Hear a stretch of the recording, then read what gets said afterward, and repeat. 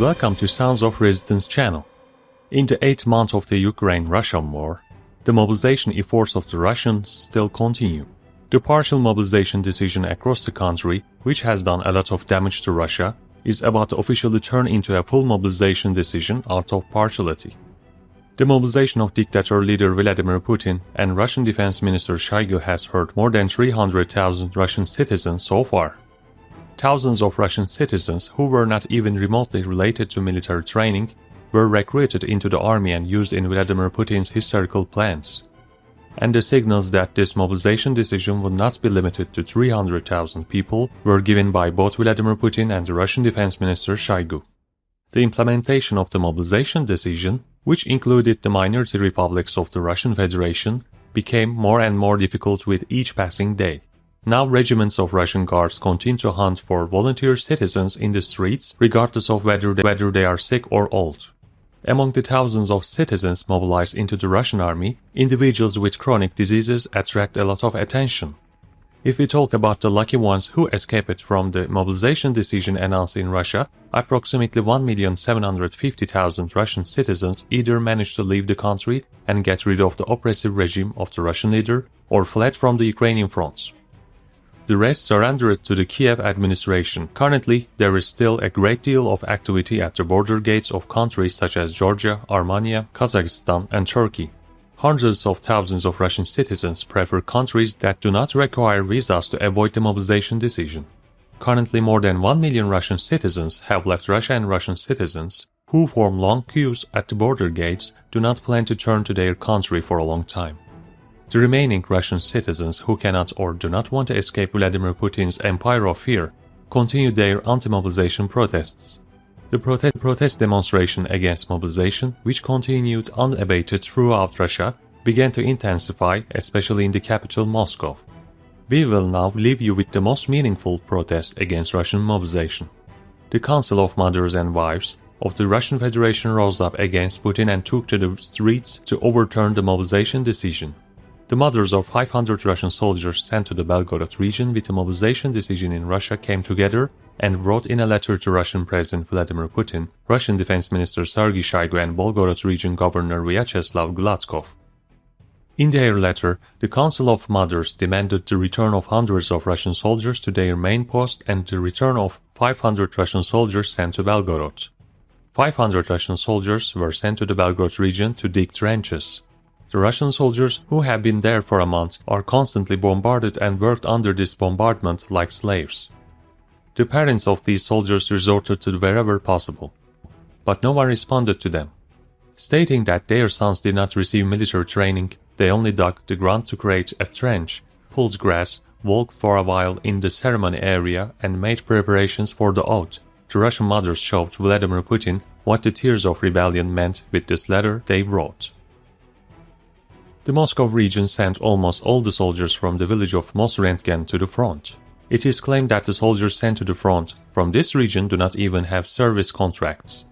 In other words, Russian mothers do not rebel against Putin for nothing, because there is not the slightest clue about the fate of these Russian volunteers who were sent to fight in Ukraine or who took cover in Belgorod. Some of these Russian soldiers sent by the Moscow administration to Belgorod and other regions are thought to have died. This play of Russian mothers found a place on the world agenda.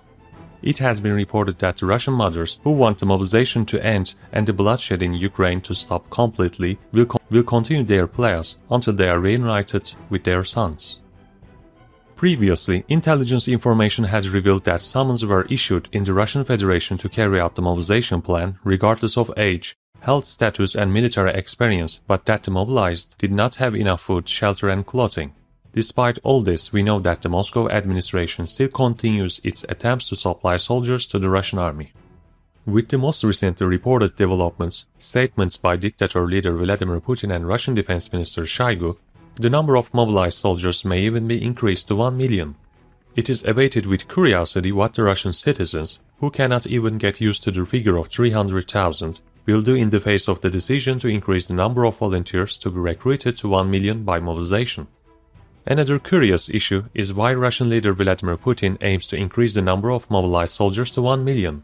Actually, the answer is pretty obvious. the Russian leader wants to compensate for the operational successes he could not achieve on the Ukrainian fronts with the number of soldiers in his army. Because 1 million is a very serious number, by increasing this number to 1 million, Russian leader Vladimir Putin wants to both intimidate Ukraine and intimidate EU members and the US government.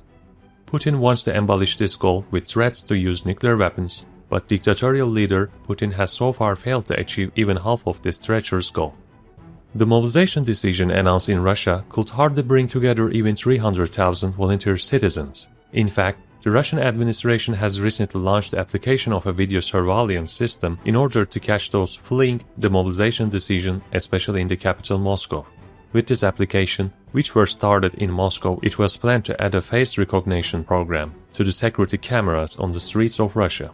In this way, Russian citizens who escape from the mobilization decision will be easily identified and will be forcibly supplied to the Russian army again.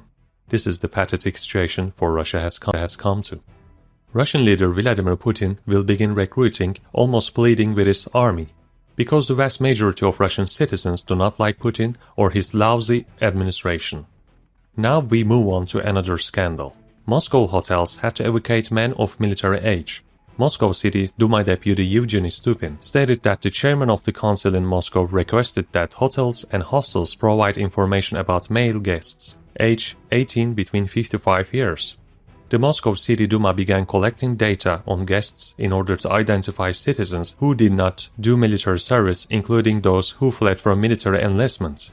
In addition, the municipal authority sent a sample table to the hotel owners to record the information including the full name, year of birth, passport information, and registered addresses of the guests staying in their Moscow hotel.